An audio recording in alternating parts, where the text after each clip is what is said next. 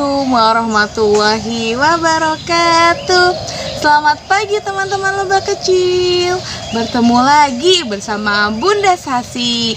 Hari ini Bunda Sasi akan mengajak teman-teman lebah kecil untuk menyaksikan sebuah kisah salah satu nabi Allah yang bernama Nabi Daud alaihissalam. Teman-teman penasaran bagaimana kisahnya? Oke teman-teman, selamat menyaksikan ya. Jangan lupa sebelum kita menyaksikan bersama-sama kisah Nabi Daud, kita ucapkan Bismillahirrahmanirrahim. Dikisahkan pada zaman dahulu kala, kaum Bani Israel di Palestina dikuasai oleh seseorang yang bernama Jalut.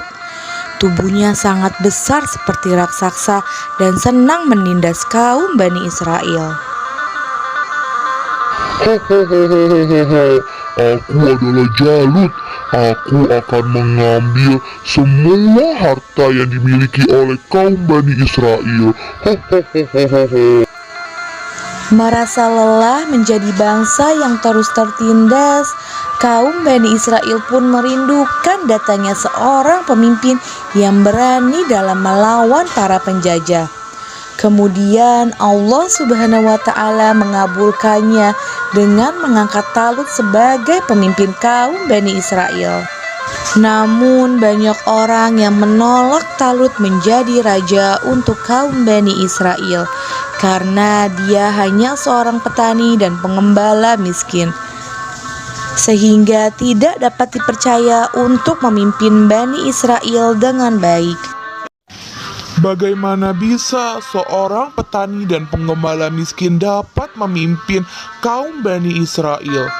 Aku tidak percaya. Setuju. Aku juga tidak percaya bahwa Talut dapat memimpin kaum Bani Israel dengan baik. Melalui Nabi Allah dari kaum Bani Israel menjelaskan bahwa setiap pilihan Allah Subhanahu wa Ta'ala merupakan keputusan yang terbaik.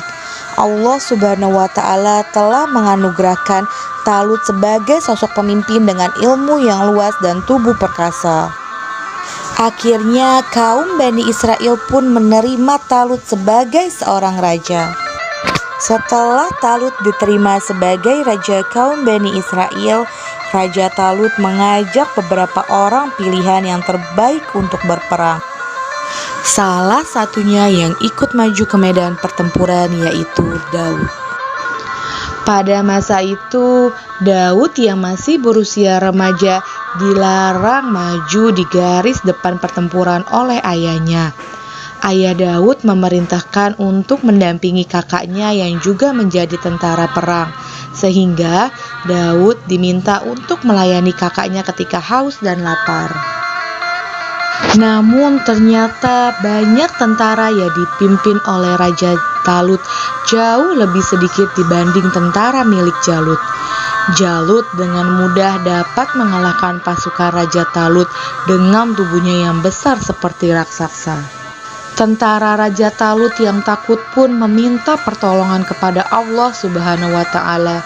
Dengan keyakinan disertai doa, tentara pun menyerang pasukan Jalut. Alhamdulillah, meski jumlah tentara Raja Talut lebih sedikit, atas izin Allah, pasukan Jalut berhasil dikalahkan.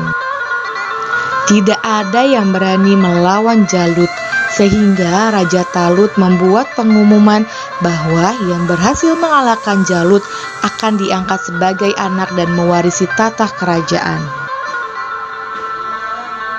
Tanpa disangka, Daudlah yang mengajukan diri untuk menghadapi Jalut. Hahaha, tidak ada yang bisa mengalahkanku. Jalut yang sombong karena merasa dirinya sangat perkasa dan tidak dapat dikalahkan oleh siapapun, berhasil dikalahkan oleh Daud menggunakan ketapel dan beberapa batu kerikil.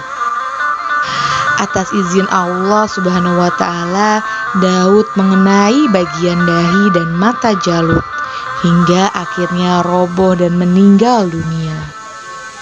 Sesuai dengan janji Raja Talut, Raja Talut menyerahkan separuh kepemimpinan kerajaan Bani Israel kepada Daud, hingga Daud berusia 40 tahun dan Raja Talut meninggal dunia. Daud pun langsung menjalankan amanahnya menjadi raja. Daud menjadi sosok raja yang adil dan santun, membuat kaum Bani Israel mengagumi kepemimpinannya. Kelebihan Nabi Daud yaitu dapat melunakkan besi dengan tangannya sendiri. Allah Subhanahu wa Ta'ala mengangkat Daud menjadi nabi dan rasul, serta menurunkan kitab suci Zabur sebagai pedoman para umat Islam pada masa itu. Teman-teman, sekian kisah dari Nabi Daud alaihissalam. Oke teman-teman, jangan lupa selesai kita mendengarkan cerita, kita ucapkan Alhamdulillahirabbil alamin. Bunda Sasi mohon undur diri ya teman-teman, dan sampai berjumpa lagi di kisah Nabi yang lainnya. Assalamualaikum warahmatullahi wabarakatuh.